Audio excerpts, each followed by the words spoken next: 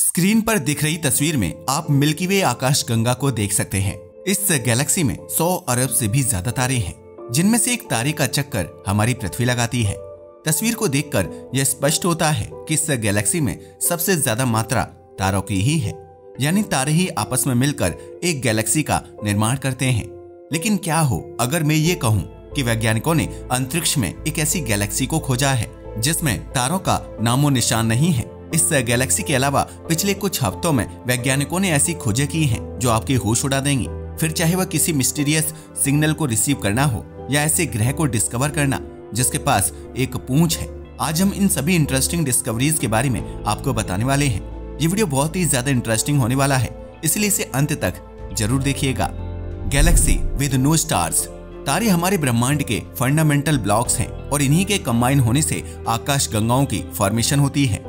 लेकिन क्या हो अगर मैं ये कहूँ कि वैज्ञानिकों ने एक ऐसी आकाश गंगा को ढूंढा है जिसमें तारों का नामो निशान ही नहीं है। यह सुनने में भले ही अविश्वसनीय लग सकता है, लेकिन यह एक सच्चाई है। हमारी पृथ्वी से 270 मिलियन प्रकाश वर्ष दूर एक गैलेक्सी मौजूद है जिसका नाम है J0613+52। इस गैलेक्सी की खास बात यह है कि इसमें कोई भी विजुअल तारा नहीं मौजूद है। टेलीस्कोप से देखने पर यह सिर्फ एक गैस के गोले जैसी दिखाई देती है, जिसकी एक तस्वीर को आप अपनी स्क्रीन पर भी देख सकते हैं।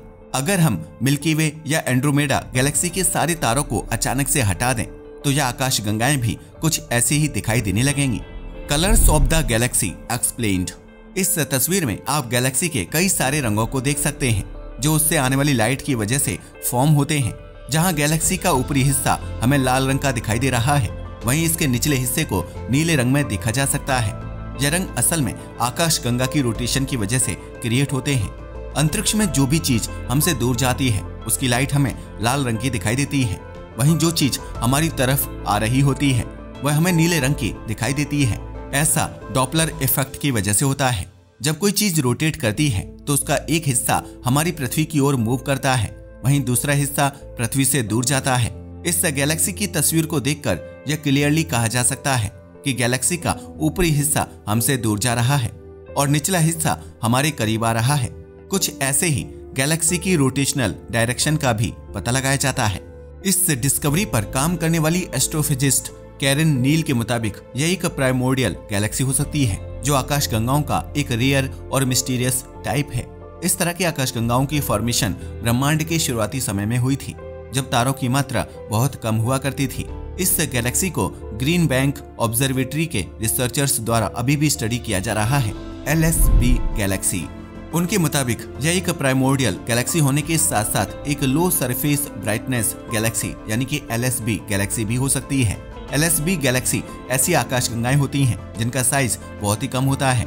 साइज कम होने के साथ साथ इनकी ब्राइटनेस भी बहुत कम होती है, और ऐसा इसलिए है क्योंकि इनका ज्यादातर भाग डार्क मैटर और नॉर्मल गैस से बना होता है। आम गैलेक्सीज के मुकाबले इनमें तारों की मात्रा बहुत कम होती है, जो इनकी लो ब्राइटनेस का एक बहुत बड़ा कारण है।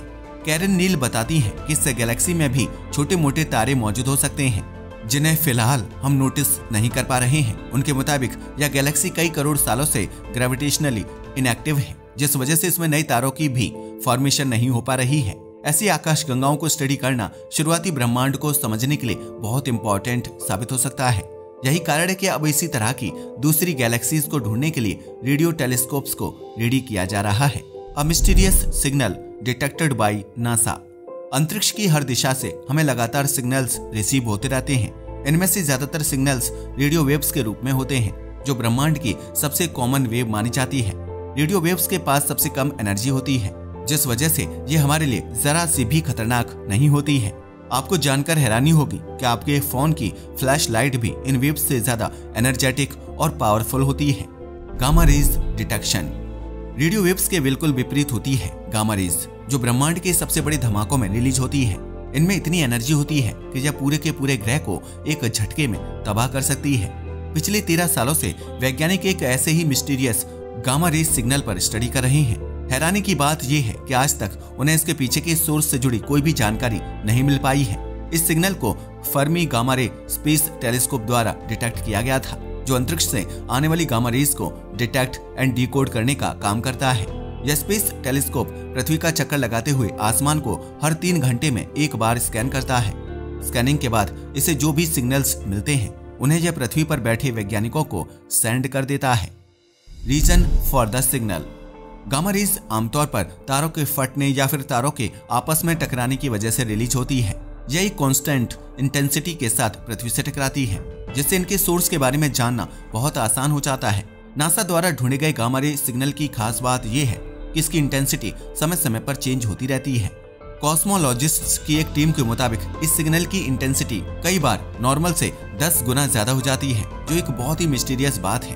कुछ वैज्ञानिक ये अंदाजा लगाते हैं कि इस मिस्टीरियस सिग्नल का कारण पल्सर स्टार्स हो सकते हैं। यह तारे अपने पोल से एनर्जेटिक रेडिएशन को रिलीज करते हैं, जो पृथ्वी पर एक पल्स के रूप में डिटेक्ट की जाती है। इस थ्योरी के साथ दिक्कत ये है कि पल्सर्स कभी भी गामा रेज को नहीं रिलीज करते हैं। उनके द्वारा रिलीज की गई रेडिएशन आमतौर पर रेडियो वेव्स के रूप में ही होती है। फर्मी टेलीस्कोप द्वारा डिटेक्ट किया गया सिग्नल 13 साल बाद भी आज हमारे लिए एक मिस्ट्री बना हुआ है। हम इसके अलग अलग वर्जन्स को तो डिटेक्ट कर रहे हैं, लेकिन उनका सोर्स क्या है ये कोई नहीं जानता। एस्टेरॉयड पासिंग नियर अर्थ। जब पूरा भारत 15 जनवरी को मकर संक्रांति का त्योहार मना रहा था, तब पृथ्वी के नजदीक से एक खतरनाक ऑब्जेक्ट गुजर रहा था। नासा के मुताबिक 15 जनवरी 2024 को एस्टेरॉयड 2015 AK1 हमारी पृथ्वी के नजदीक से गुजरा था।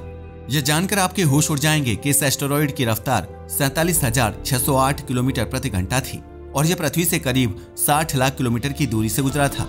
इस एस्टेरॉयड की रफ्तार एक इंटरकॉन्टिनेंटल बैलिस्टिक मिसाइल से भी ज्यादा थी और अगर यह हमारी पृथ्वी से टकरा जाता तो एक बहुत ही बड़ा डिजास्टर होता। History of this asteroid. NASA के मुताबिक यह पहली बार नहीं है जब यह एस्टेरॉयड हमारी पृथ्वी के नजदीक से गुजरा है। 30 मार्च सन 1900 में भी यह एस्टेरॉयड पृथ्वी के बहुत नजदीक आया था और 2.3 करोड़ किलोमीटर की दूरी से गुजरा था। 15 जनवरी 2024 के बाद इसे 4 जनवरी 2033 को फिर से देखा जाएगा, जब यह पृथ्वी से 2.9 करोड़ किलोमीटर की दूरी से गुजरेगा। यह एस्टेरॉयड आम एस्टेरॉयड्स के मुकाबले काफी छोटा है, लेकिन फिर भी इसे PHA यानी पोटेंशियली हाजर्डस एस्टेरॉयड्स की कैटेगरी में रखा जाता है। जैसे उल्कापिंडों की एक लिस्ट है जिनके पृथ्वी से टकराने के चांसेस सबसे हाई हैं। इन्हें अच्छे से ट्रैक करने के लिए नासा एंड ESA कई तरह के डिवाइसेस को डेवलप कर चुके हैं। वह डिवाइसेस इन एस्टेरॉयड्स के ऑर्बिट को समय समय पर ऑब्जर्व करते रहते हैं और उनके पृथ्वी से टकराने की संभावनाओं को कैलकुलेट करते रहते हैं। अगर कभी कोई एस्टेरॉयड हमारी पृथ्वी के ज्यादा नजदीक आएगा तो उसे डार्ट टेक्नोलॉजी का इस्तेमाल करके पृथ्वी के रास्ते से हटाने की भी कोशिश की जा सकती है। Dart mission. इस टेक्नोलॉजी के टेस्ट मिशन को 2022 में सक्सेसफुली कंप्लीट किया गया था, जब नासा ने डायमॉर्फस नाम के एक एस्टेरॉयड के ऑर्बिट को सक्सेसफुली चेंज कर दिया था। ऐसा करने के लिए उन्होंने काइनेटिक इम्पैक्ट नाम की एक तकनीकी का इस्तेमाल किया था। इसमें एक तेज गति से चल रही स्पेसक्राफ्ट को टारगेट एस्टेरॉयड से टकरा दिया जाता है, जिससे उसकी डायरेक्शन और ऑर्बिट चेंज हो जाते हैं। Titans magic islands. Environment. Titan Shani ग्रह का सबसे फेमस और इम्पोर्टेंट चांद है। पृथ्वी की तरह इस पर भी नदियां और झीलें मौजूद हैं। बस फर्क इतना है कि यह लिक्विड वाटर की जगह लिक्विड मीथेन की बनी हुई है। टाइटन के वातावरण में सबसे ज्यादा मात्रा हाइड्रोकार्बन्स की है, यानी ऐसे कंपाउंड जो हाइड्रोजन और कार्बन के आपस में मिलने की वजह से बनते हैं। शनि ग्रह को स्टडी करने के लिए नासा ने कसीनी नाम के एक स्पेसक्राफ्ट को लॉन्च किया था। इस ग्रह पर स्टडी करने के साथ साथ कसीनी ने इसके सबसे बड़े चांद यानी टाइटन को भी बहुत अच्छे से स्टडी किया था।